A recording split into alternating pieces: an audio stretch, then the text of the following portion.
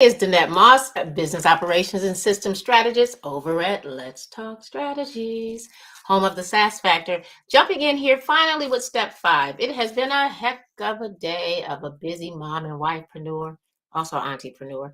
Just a lot of different things going on, and had to just come on out here and make sure I got this in and satisfied this 5th step of the process, which is something that most people don't think about when they start outlining things and doing things.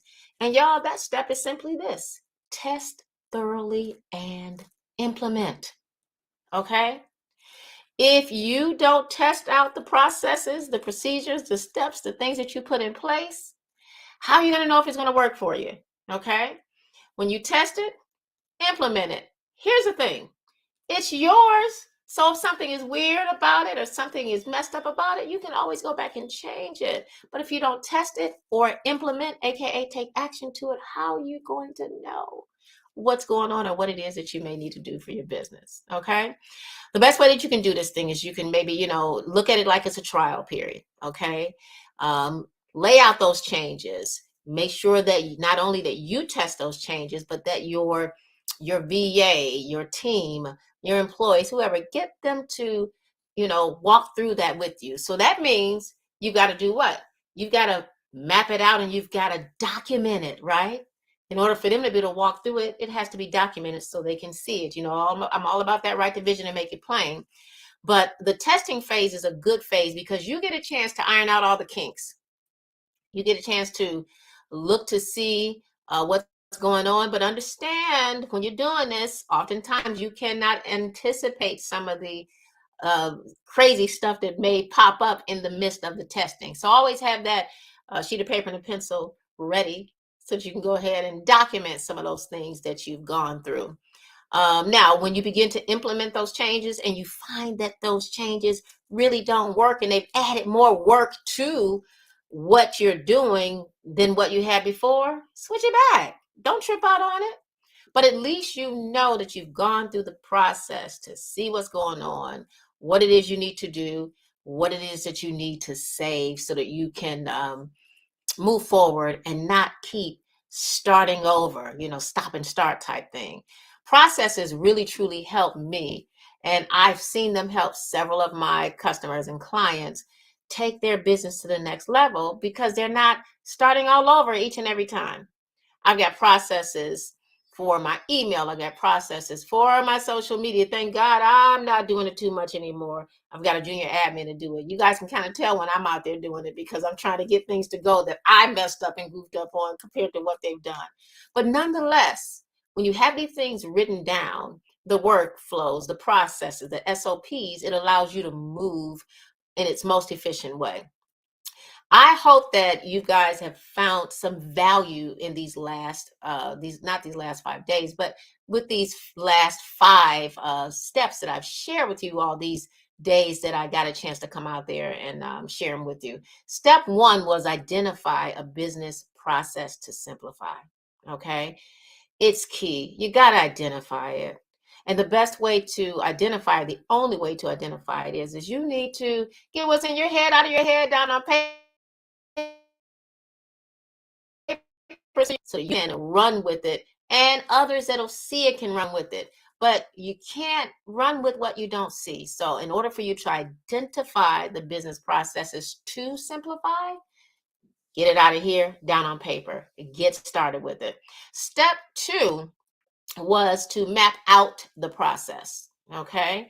And so you're going to be looking at some key things. And I mentioned maybe look at the visual method. I like the mind map. Some people just like to write it out. But create that mapped out process, that flow chart so you can see it clearly.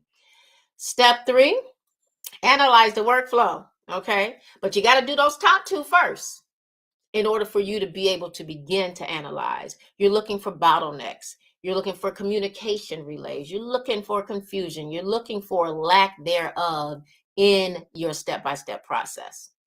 Step 4 was, let's see, redesign the process for better efficiency. I am always in redesign phase in my business. I mean, not to say that I'm starting and recreating something all the time, but remember, I mentioned the whole thing is this is something that you should be doing consistently, right? This was a 5-step process you should be using regularly, so that you can look at your business regular basis to streamline this thing, and you get a chance to fix things that are out of order or leave things alone that may just be working. If it ain't broke, don't worry about trying to fix it, but you won't know this until you go through it.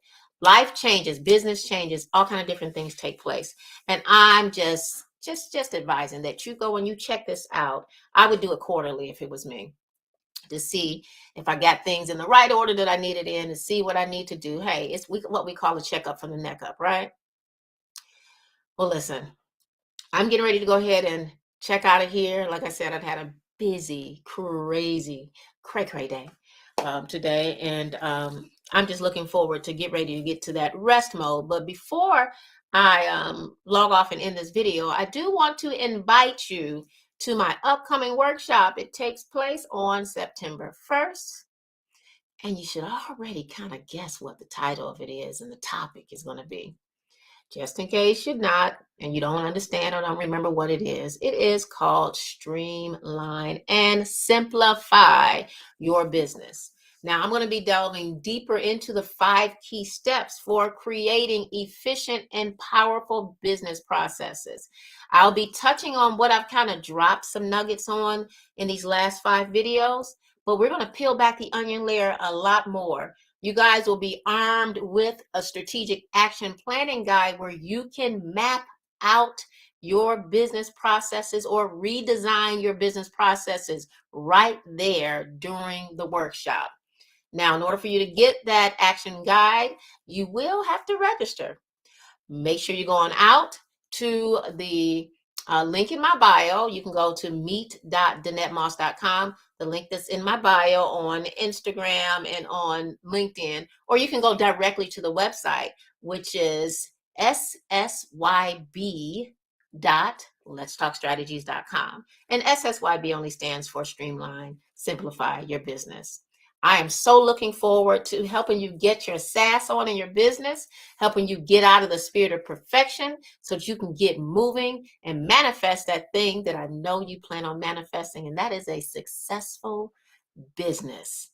All right, y'all. This is Danette Moss, Business Operations and Systems Strategist, signing out. Have a wonderful rest of weekend. Looking forward to seeing you at the workshop. Can't wait to help you get your sass on. Take care now.